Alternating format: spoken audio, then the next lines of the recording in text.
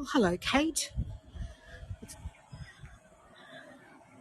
It's chilly here this morning. Let's see if there's a way that I can do up my jacket with one hand. Good morning, Chelsea. Thanks for joining me this morning. We're standing in the street that runs parallel to Katoomba Street at the moment. And I'm noticing that we're not going to get much of a view from the viewing platform because it's very misty and foggy this morning. Good morning, Laurie. That's kind of the back entrance of the Carrington Cellars. It's where they sell all these sort of gourmet foods like cheeses and wine and all that sort of stuff. In that little, that's not the entrance. That's kind of a back alleyway entrance. There, I feel better now. I've got my jacket done up. Frederico, good morning. As you can see, it's a little bit misty here in Katoomba. That's looking down the hill, down Park Street, which is the street that runs parallel to Katoomba Street where we're heading. And this is the back entrance of the Blue Mountains Cultural Centre. We're going to take a peek inside there as well. But let's go this way. This is the Blue Mountains College of TAFE, where our trade school. And that's the front entrance of the Carrington Cellars that I just mentioned. That's what you were looking at while I was doing up my jacket. They open at 10:30. So they have Saturday tastings.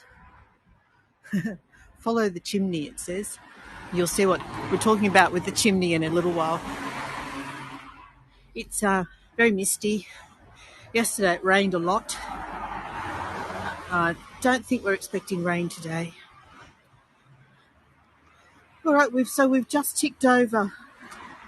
Hi everybody, my name's Lynn and we're standing in Katoomba. This morning's tour is about a little bit of local history, and also there's lots of street art. So before we begin, I would like to acknowledge that we're standing today on the traditional lands of the Darug and Gundungurra people and pay respects to their elders, past, present and emerging. All right, so let's go. Good morning, Mindy, and good morning, Jen. So just before I head off, what we're looking at here is the actual back rooms of the Carrington Hotel. So you kind of get a glimpse of the Art Deco style of the building from this angle. And I was standing in the way of someone trying to get into the staff car park. Sorry, mate. The first building that we come across is this lovely blue and white one on the left. Good morning, Dana. So it's in its current state, it's the Mountains Culture Brewing Company. But it started life as the home office of the local Echo newspaper, and 1912 is where it started out. Lovely old building, and over the years it has been everything from a dancing saloon, it's various kinds of retail. When I first moved up to the Blue Mountains, it was a furniture store, rustic furniture store, and it was even a video rental library at one point. But now it's a brew bar, Mountain Culture, craft brewery, and the guy that runs it is actually from North Carolina. Next to that, we've got the old New South Wales Fire Brigade station, which was built in 1914. Hi, Dawn, and hi, Walter. And then we come to the first of several pubs in Katoomba. This one's the Katoomba Family Hotel. I'm not sure when it dates from, but they've literally just renovated it in this kind of groovy black and white style. We're going to cross the road so I can show you the railway station.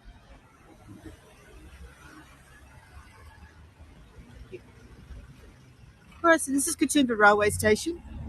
We'll get a better angle from up on the bridge. And it dates from the 1870s. It was first called the Crushers, basically because Katoomba started as a coal mining town, and the main purpose for the train station being here at that time was to facilitate the movement of coal in and out of the area. It's notable for being one of the few curved buildings on a curved platform, which you kind of get the look of from here. And it also was one of the first to have a subway because of the central platform. There was a level crossing just up beyond the railway buildings. You get the sense of the curved platform at this point. With the stanchions in the way, I'm sorry, I can't do anything about that. Might be able to bend down a bit maybe and see.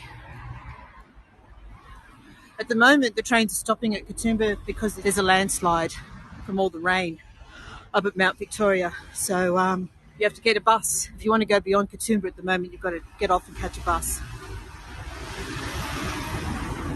All right, so that's the train station. It's very noisy here. Let's get away from the noise.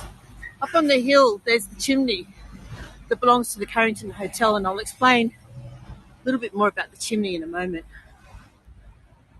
So Katoomba is derived from a Gundungurra word.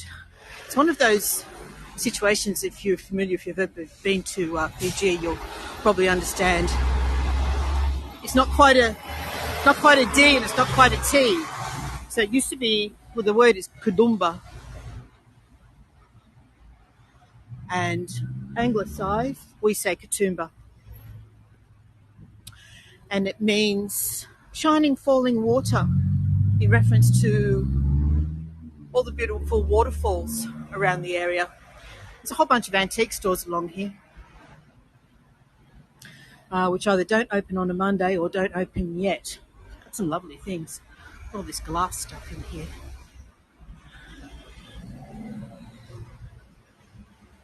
So Katoomba is a great place to come if you like exploring antique stores. It's a big Hello Kitty thing up there.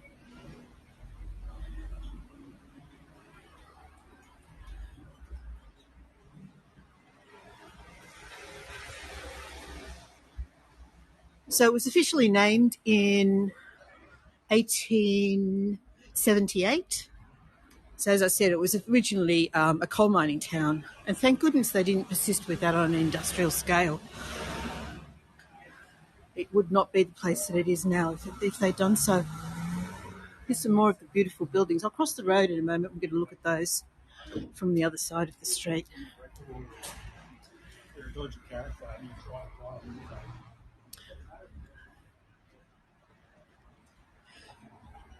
The coal was deemed to be of excellent quality and won prizes in the Sydney International Exhibition that was held in the late 1800s. So I'm just going to cross the road here.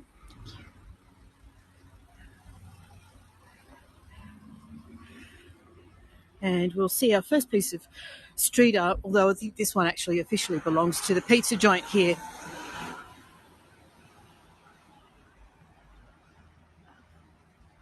But you get an idea of the buildings and the era, most of which date from the late 1800s through to about the 1920s.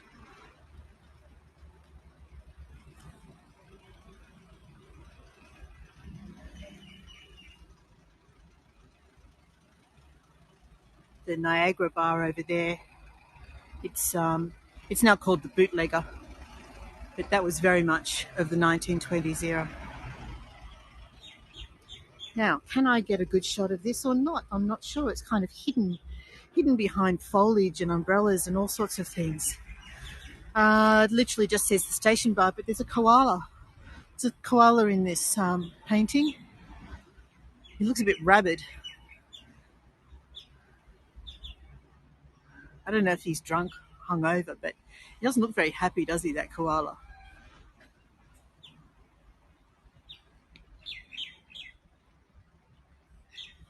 All right, moving on. That's not a great shot. Looks like a kangaroo. Oh, do you think so? Let's have a look. I'm not quite sure what he looks like. Laurie, it looks like a bit of a scowl on his face anyway. Here we go. Hi, Cheryl. So we're coming up to James's Corner, and this would have been where the original level crossing was.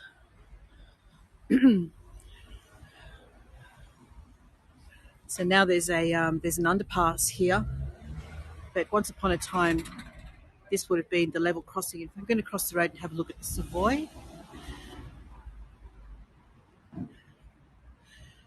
this is the James's buildings up here. 1925. We don't have as long a history as other countries in terms of Western history. Oh, okay. I didn't see the kangaroo. You might have to pop that one, if you manage to grab it as a postcard, pop that in the Facebook group later so I can see. That's why the koala was angry. Yeah, probably. So back in the late 1880s to 1890s, the Katoomba town itself really started to develop as a resort centre for the wealthy who would come up from Sydney to escape the heat. They'd come up by train and they'd be met at the station by cab drivers. There was a very well-known cab driver by the name of Harry Peckman. He ran a fleet of cabs and ferried the wealthy between the station and their resorts. This is the Savoy Theatre. And there's still a cafe that runs in the ground floor of the Savoy, which you might be able to see. The shape of the windows and all the chrome around the edge of the windows, very much of its era. The Savoy actually dates from the 1930s, and out of this building used to operate a boys' club with billiards. That was in the basement. There was another theatre called the Trocadero Theatre. I might just cross the road and show you some of the program display cases that are still visible. Hi, Mary Lou.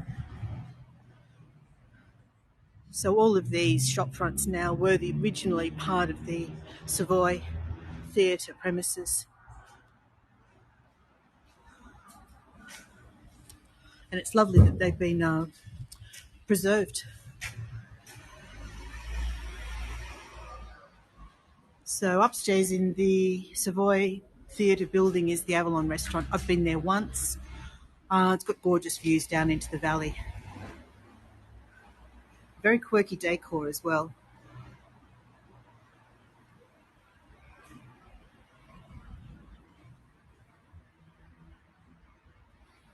I think the reflection's going to make it difficult to see this particular program. But there we go.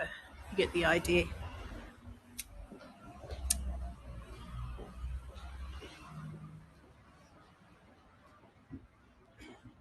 We're starting to get a glimpse of the Carrington through the trees. The Carrington was built in 1882. It was originally the Great Western Hotel.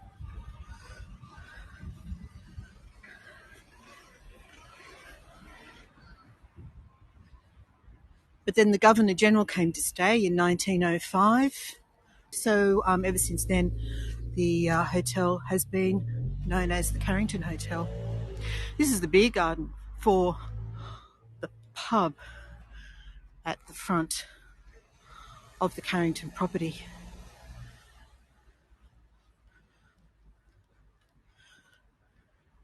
It's a beautiful building.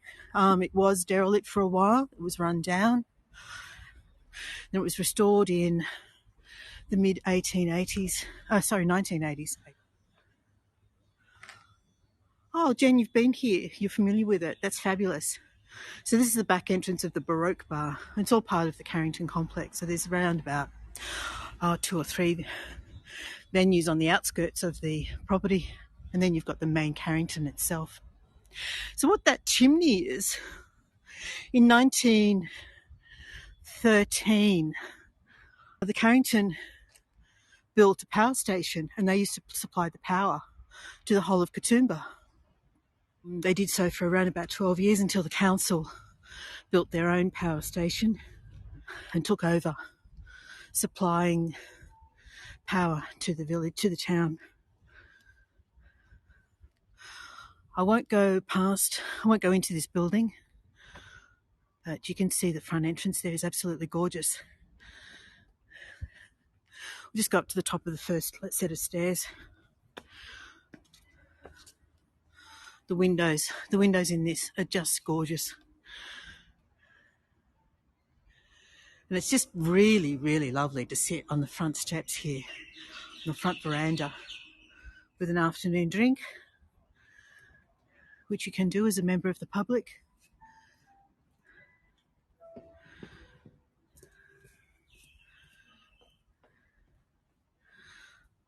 That exposure adjustment's not quite working for me at the moment.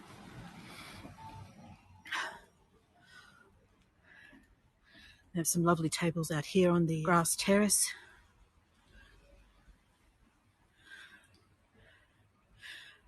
And if you can afford it, I'd suggest coming and staying a night or two. I don't know what the prices are. I'm very carefully going to come back down these steps because it's very slippery. It did rain overnight, making these stairs very slippery. So the Carrington is usually at the centre of any event being held in the town. There's an annual festival called the Winter Magic Festival, usually held on the solstice. The last 2 years, of course, it hasn't been held because of COVID, and the year before that there was some sort of an insurance issue making it difficult for the organisers. So we've been 3 years without a Winter Magic Festival, and this year it's been postponed. It's being held in August, so I am going to see if there's any way that I can bring part of the Winter Magic Festival to you in August. Keep an eye out for it.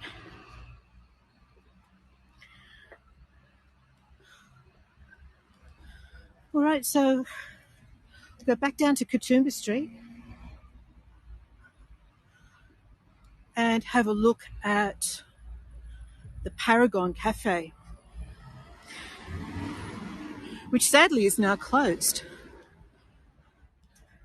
That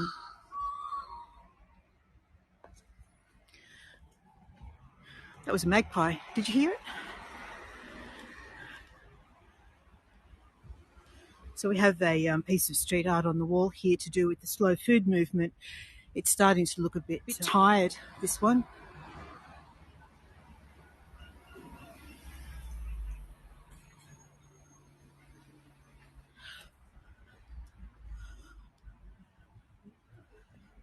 All right, so we're looking down Katoomba Street. I'm just going to risk life and limb and try and see if I can get a glimpse down the main street. Okay, from this point here, you might be able to see so it's all downhill from here. All right, I'm going to quickly duck across the road here so we can see the Paragon. So the Paragon opened in 1925 by a Greek guy whose name I didn't write down, which is a bit naughty of me. And over the subsequent 20 years, it just kept growing and growing and undergoing more improvements, including a cocktail lounge, a sprung dance floor, and alabaster freezers in the front dining room. They used to have their own chocolate making. You can actually see up there in the sign where it talks about homemade chocolates. And their walls were covered in photographs of famous people that had visited over the last 70 years, probably back to the 50s. Unfortunately, there was a bit of a dispute between the owners of the premises, the owners of the name, and the, at the time, present lessor, who has now moved the business. So the Paragon Cafe, as a business, is a few doors up behind me, which is kind of sad. And then next to it is the old Embassy Theatre, and that operated from the 1930s as a movie theatre. Another antique store here. That one's huge.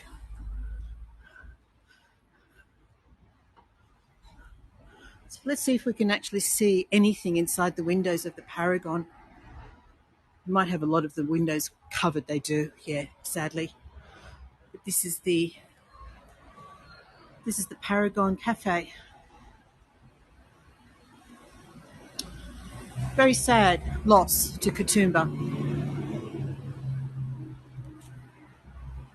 All right, so here we have Froma Lane, and this is where the first section of street art. This is the most recent installation, and there's quite a few up here. So I'm going to, again, I do need to refer to notes so that I can get the names of the artists correct. This one's Nastia Galadushenko. It's based on native flowers. There's her handle down the bottom of the picture. It's really hard to get it all in because it is just big, too big for my camera in this small space.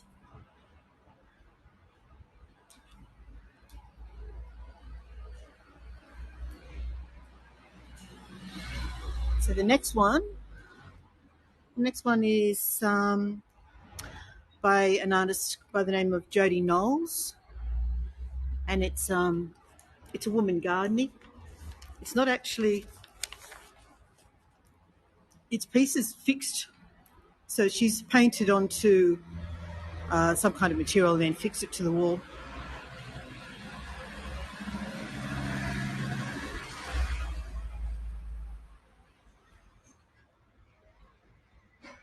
Hi, Deborah and Memphis Paul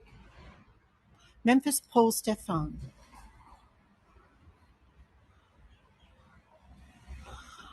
I wish I could tell you more about what this represents. Unfortunately, despite all my searching and referring to the site for this particular space, there's just no description whatsoever.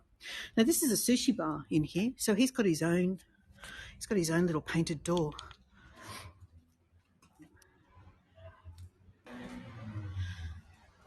Over here we have the rock climber that I used as the image for the tour. Just let these people pass.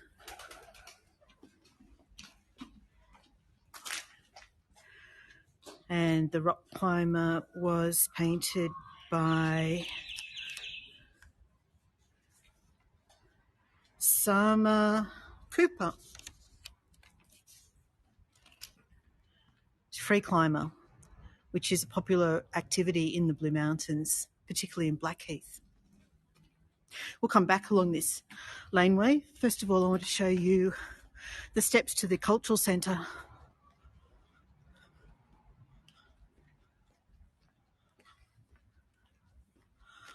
So I love the way they've used the risers to form the image of a satin bowerbird, female. We get these in our garden.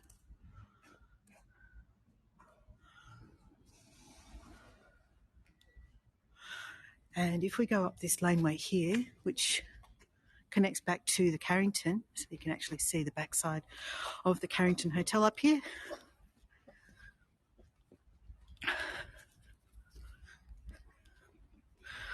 And what I'm looking for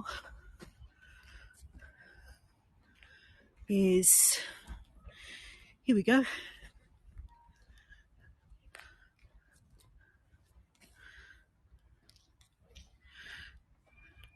This is called the breathing tree.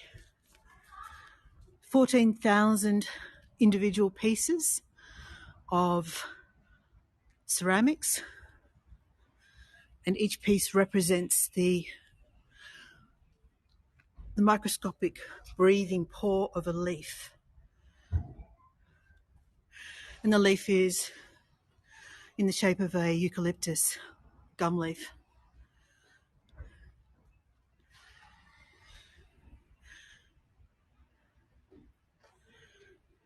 Now, since I know that there's no view from the observation deck, we won't go into the cultural centre. That was going to be my only reason for taking you there. Now, this piece is on private property, so I can't actually sort of go in and show it to you, but we can kind of have a sneaky peek.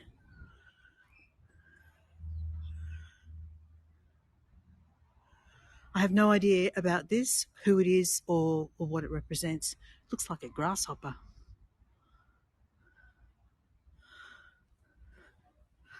Okay,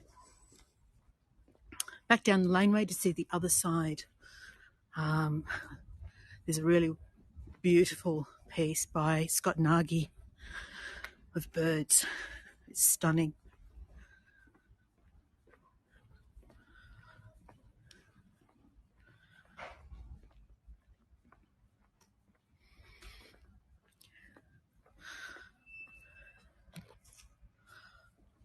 Welcome, Dawn. Thanks for coming along.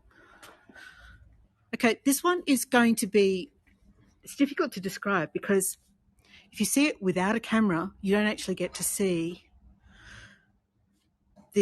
what we're seeing now.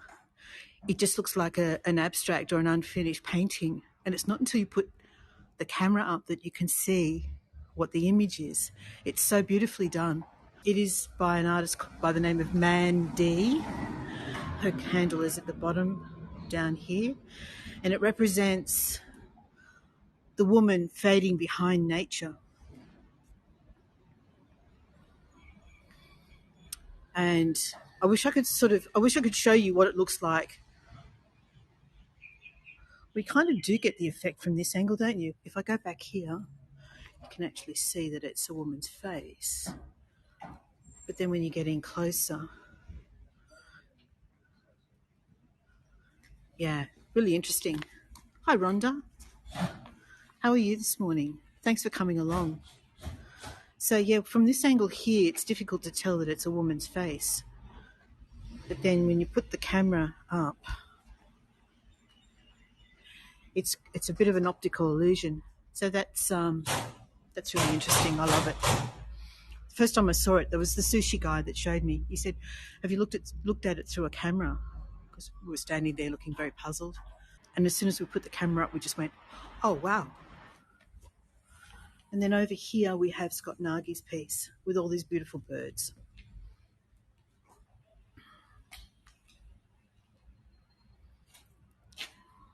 Hi, Benita. We have a fellow working on the air conditioning, I think, so we might get a little bit of interruption. This one's a rosella. Over here we have a yellow-tailed black cockatoo. Oh, you're right. There we go. And then up the end here we have a sacred kingfisher and some fairy wrens. He's sort of extended the length of the beak, I think, on that kingfisher. I swear it's not that long. And then the beautiful, beautiful little fairy wrens. I'm giving all the credit to Scott Nagy, but it's actually, I can see by the signature, it's a collaboration with Crimzone, and I'm familiar with other works that they've collaborated on. The fairy wrens, just gorgeous. It's up pretty wide on horseback. I can only just reach it. Okay. But I had a look. That's the straightest I can get it for you. I could see sort of through the...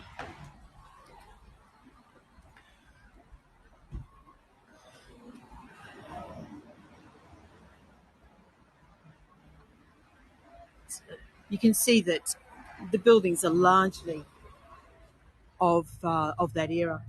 Just before we continue, there's a couple more pieces I want to show you over here. So this one is a textile piece, and it's called Cloak of Hope. It's been handmade. It took 7 months to do, out of upcycled materials. And then over here we have the awnings have been painted with waratahs. It's called Waratah Walk. And the waratah is the state flower for New South Wales.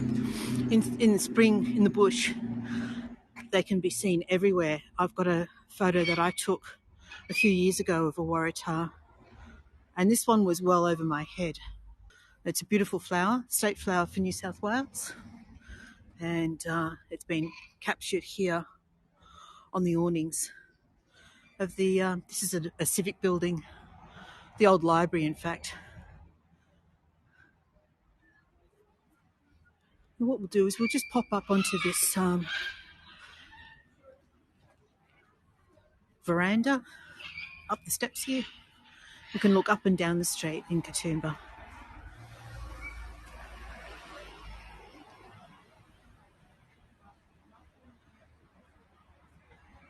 So there we are, we've got a few more of the old 1930s era buildings, the old Commonwealth Bank building, seeing the sign for the Paragon up there as well. And then looking down the hill, a lot of the view is obscured by trees, but the Winter Magic Festival, this street is absolutely packed, wall to wall people. We can get a bit of a closer look of this one. You see the detail. There's a lot of rope and netting and that sort of thing.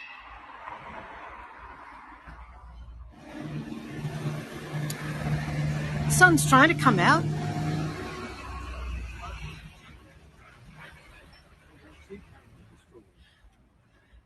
But this is another installation by Mandy. And she's painted these columns, 4 columns, five columns with Australian native flowers. So that one features the flannel flower. I'm actually not sure what this one is.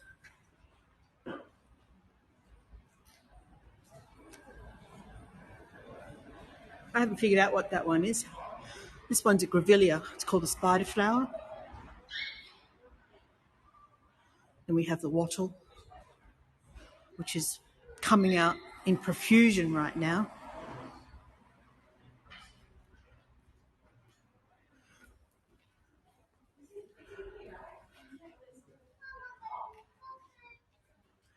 And the one right up the end is, again, the waratah. And it's really lovely to see Katoomba being loved.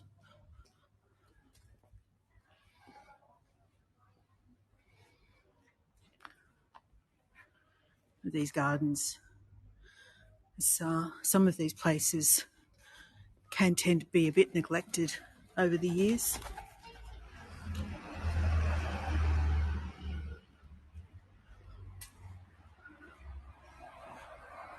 It's not much open at the moment. Sadly, this is another shop that's closed down. It used to sell ethical fair trade items.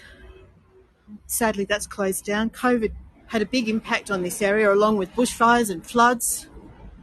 Bushfires, devastating bushfires that happened just a couple of months before COVID hit.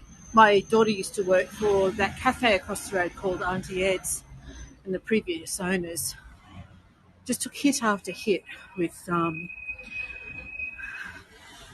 bushfires and then floods and people not coming up from Sydney because they were being told, oh, Katoomba can't handle the impact of extra people right now.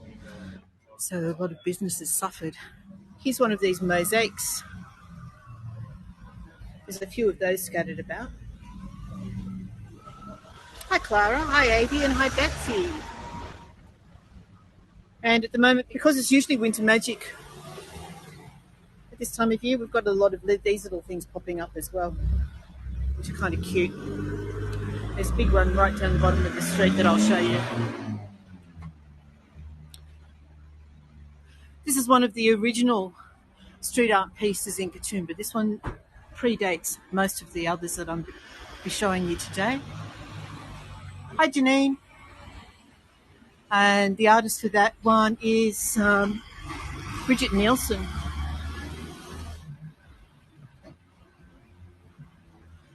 We're at the cafes end of the street. From here on, we have a lot of cafes.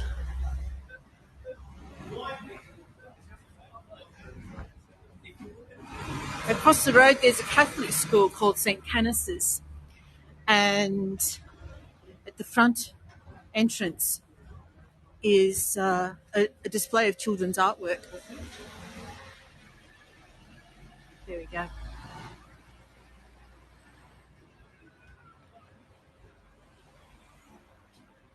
So we have two laneways coming up. One's called Penny Lane and the other one's called Halfpenny Lane. So this is Penny Lane. So the art installation in Penny Lane is all about mushrooms. Hi Judy, hi Anita.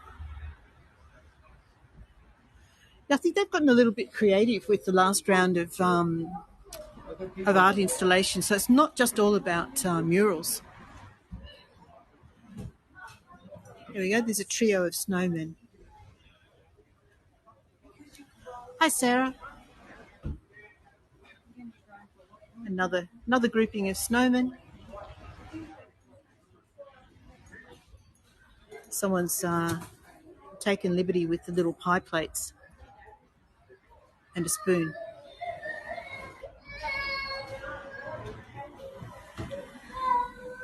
And another little mosaic installation. Very cute the way that they've just popped these things in all over the place.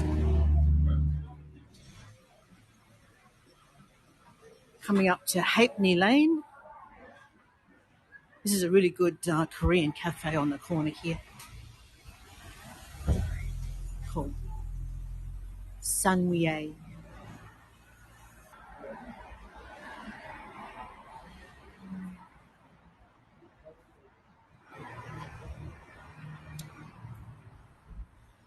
And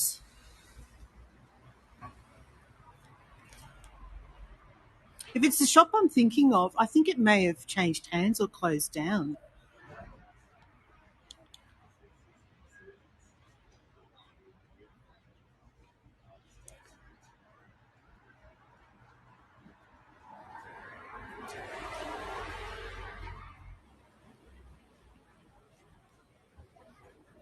Franklin, my dear, is where I might grab a coffee once I've finished the tour. Or if we get back early enough, I might join you in one. So I'm going to take you over the road here to the Yellow Deli to show you the Snowman King. We had lunch here yesterday. It's a Vietnamese called Pho Moi. And the food was excellent.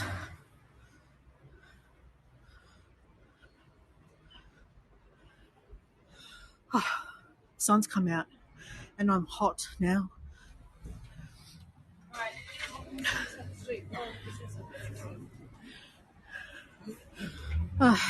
Actually, where's the best place to take a picture of this guy from? Probably over here. This is a very Katoomba thing. Someone will put something up and then someone will decide to add something to it. So this little snowman guy made out of wheels has had a hat added. He's had little fairy lights added. Once upon a time, about 10 years ago, there was a lamppost in the middle of a roundabout, got knocked over. And the council took their time replacing it. So Katoomba, being Katoomba, did their thing. Someone put a lamp on the middle of the roundabout. Someone else came along with a reading light. Someone added fairy lights. Over about 3 weeks, it became this organic light installation. It's quite funny. All right, so this is the street art walk that we're about to come over to.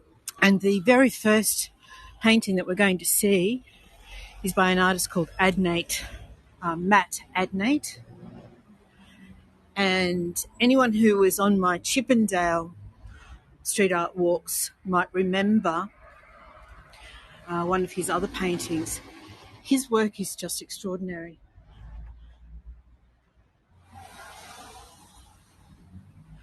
And alongside her is the Blue Mountains vistas. These cars are a bit of a pain. They're parked in the way. That's okay. They have the right to do that. We can see that there's vistas of the Blue Mountains with the three sisters over on the side.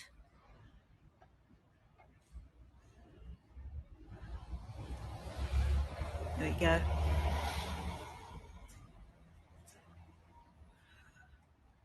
And then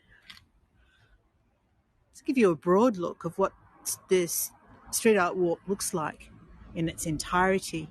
And then we'll take a look just slowly, one by one.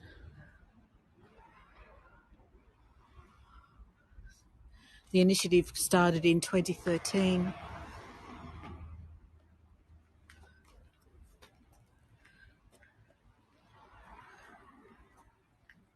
I feel I should know who that is. Should I know who that is?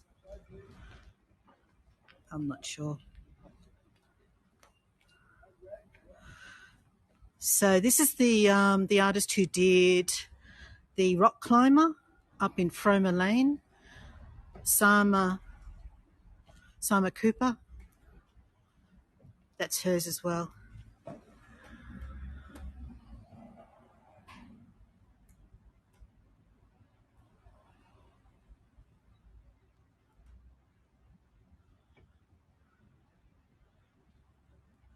Do you think? Oh yeah, could be. You could be right there, Laurie. It could be. And up above we have this interesting snake. The artist for that is George Rose. His signature's right up the top.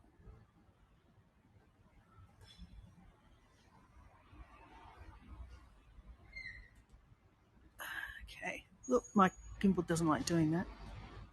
Up here we've got, again, anyone who joined me in Chippendale would remember Biggie Smalls, and here he is again. I don't know if that's the same artist who did the one in Chippendale or not. These flowers are gorgeous, and that's Mandy again. Mandy, who did the poles in the arcade at the top of Katoomba Street. Here she is again.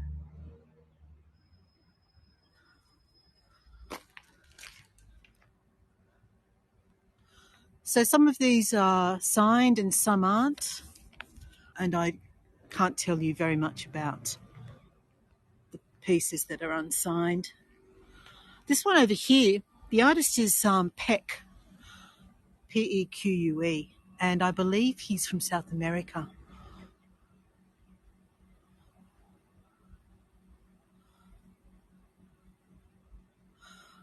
Loving the sun. This one over here is largely geometrical.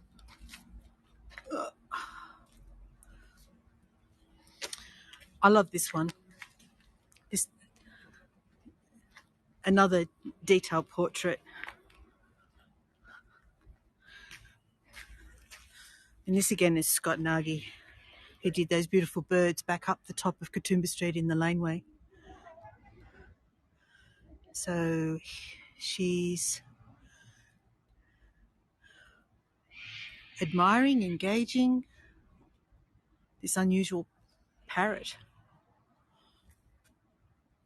It's like something out of a fantasy.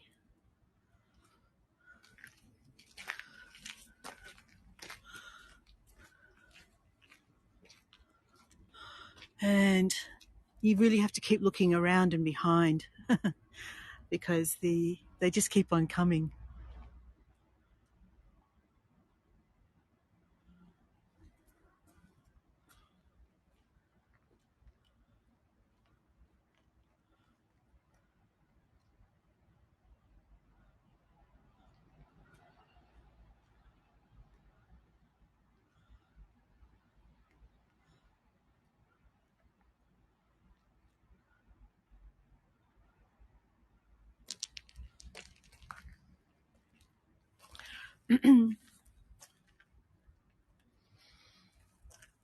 All right, almost finished. Just a couple more to see.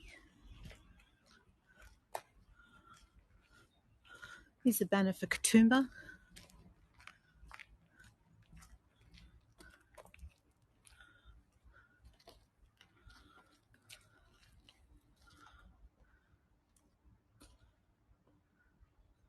Now we'll go back this way we came. This guy's interesting. It's obviously a crab with chopsticks, of course.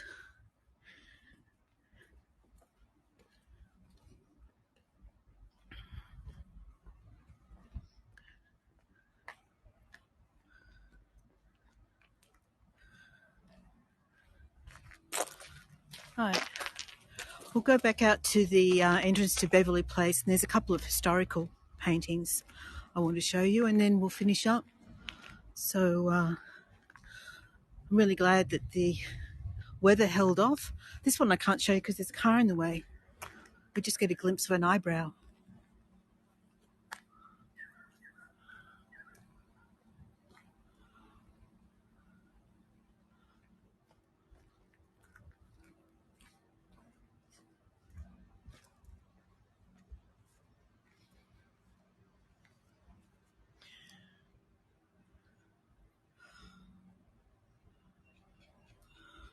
Another painting with no signature, so I can see a spaceship and I can see the moon.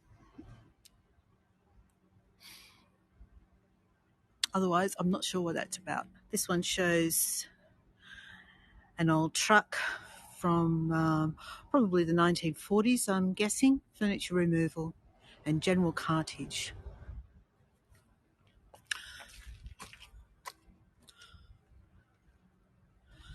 And I'm trying to decide whether the snake is part of Scott Nagy's picture with the Blue Mountains or not, or if it's somebody else that's done that. But you've got the Aboriginal artworks in the middle there and the 3 grass trees alongside this. Is it a snake or a lizard? Maybe it's a blue-tongued lizard. That's what it is. It's a blue-tongued lizard forming a waterfall with his blue tongue. I said Scott Nagy. This is Adnate, not Scott Nagy. All right, and then finally we finish up with these 2 historical images across the road.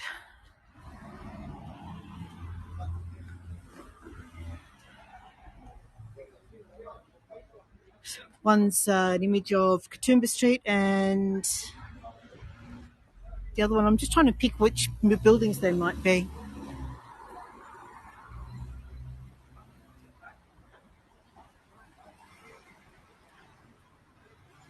Alrighty. So this is where I'll leave it. Let me turn around.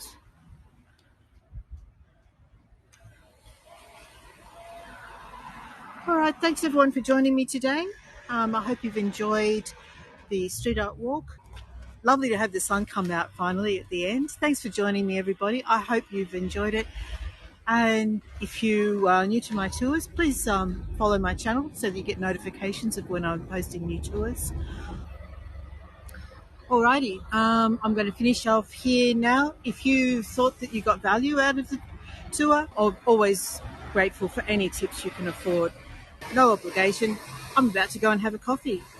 Thank you so much. Bye for now.